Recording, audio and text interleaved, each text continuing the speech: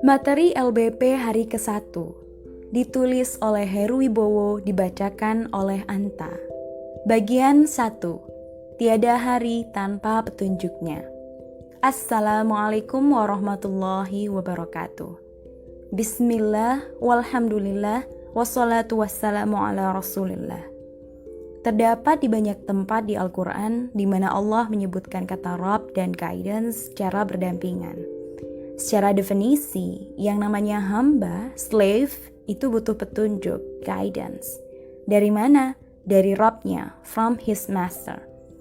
Mungkinkah, masuk akalkah, jika ada yang mengatakan bahwa petunjuk itu sebenarnya tidak ada? Tidak mungkin, karena Rabb itu ada. Dan hamba, seperti kita-kita ini, terbukti ada. Hamba terhubung dengan Rabb melalui petunjuknya. Ihdina, akar katanya adalah hada. Noun formnya adalah hudan atau hidayah. Artinya petunjuk atau guidance. Sebagian berpendapat bahwa hudan juga berhubungan dengan hadian atau hadiah, gift. Jika kita mengamati dua jenis manusia, yang satu tersesat, lost, dan yang satunya lagi mendapat petunjuk, guided, maka akan teramati ada kontras di antara keduanya. Untuk orang Arab, tersesatnya di mana? Di gurun. Saat tersesat di gurun, hadiah apa yang paling penting? Apakah air? Bukan air, tapi petunjuk. Dapat air, tapi kalau masih berputar-putar di gurun, nggak ada artinya juga. Jadi, petunjuk adalah hadiah yang lebih berharga, hadiah yang lebih bermakna. Kita bisa melakukan refleksi, bertanya pada diri sendiri, sudah berapa lama kita hidup tanpa petunjuk? Sudah berapa lama kita hidup tersesat? Mungkinkah kita tersesat tanpa sadar? Aku tidak ingin melewatkan satu hari pun dalam hidupku tanpa petunjuk. Tiada hari tanpa petunjuk. Pernahkah kita menancapkan tekad seperti itu? Bagian 2. Having knowledge versus having guidance. Sebenarnya nggak cuman ini. Punya pengetahuan dan dapat petunjuk adalah dua hal yang beda. Tapi nggak cuman ini. Masih ada satu lagi. Being Muslim versus having guidance.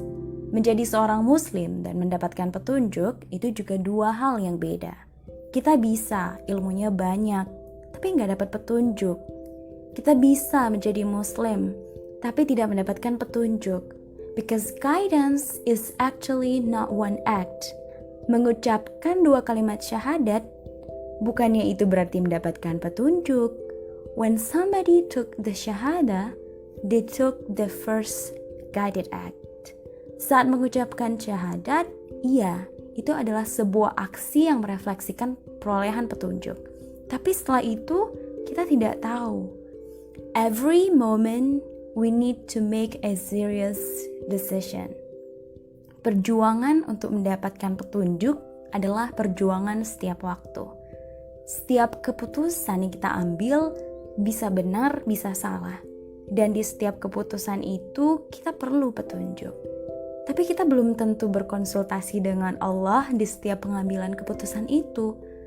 Pilihan-pilihan yang harus kita buat setiap hari, setiap menit, setiap jam adalah pilihan-pilihan yang bisa berbasis petunjuknya atau tidak sama sekali. Tidak setiap kita bersungguh-sungguh untuk meraih petunjuknya. Dan kita bisa terlihat religius, tampak luarnya. Kita bisa mengenakan hijab, berjenggot panjang, membaca Al-Quran secara sempurna dan merdu mempesona.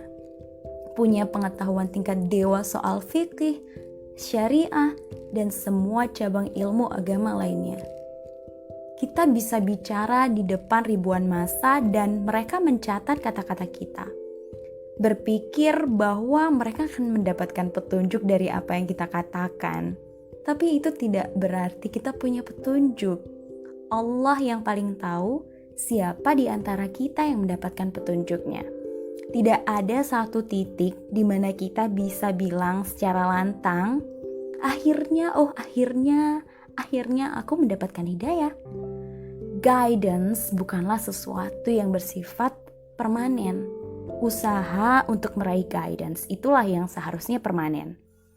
Islam, ya kita punya itu. Saat kita bangun tidur, lalu ada yang tanya, "You punya Islam?" Kita bisa bilang, "Alhamdulillah, aku seorang Muslim." Pengetahuan kita bisa simpan. Kita belajar sesuatu kemarin dan pelajaran itu masih tersimpan hari ini. Pengetahuan juga bisa kita tingkatkan, tapi guidance bisa datang dan pergi. Bisa Allah kasih, bisa Allah cabut. Ketika kita berhenti bersyukur, hidayah bisa dicabut. Bagaimana kita mengenali hidayah Allah? Kita bisa mengalaminya dengan mengamati seberapa terkoneksi perasaan kita ke Allah dalam sholat. Kan kadang-kadang terjadi imamnya lempeng aja, makmum di sebelah Anda terisak-isak, atau sebaliknya, imamnya harus pause dulu sejenak, tidak melanjutkan bacaannya karena luapan perasaan hatinya ke Allah tak terbendung. Sementara makmum di sebelah Anda setelah sholat malah merasa terganggu, atau bisa juga terjadi resonansi. Makmumnya ikut nangis saat imamnya nangis. The practical gauge for it is on how much you are moved in your prayer, how much you moved in your dua, how much you actually converse in Allah Azza wa Jal. Kadang kita salat tapi seakan-akan Allah sedang berada entah di mana. Karena pikiran kita juga melayang-melayang tak tentu rimbanya. Tapi ketika memperjuangkan hidayah itu secara tulus, salat kita bisa jadi sebentuk percakapan di mana kita benar-benar ngobrol sama Allah. Setiap kata yang terucap menjadi bermakna.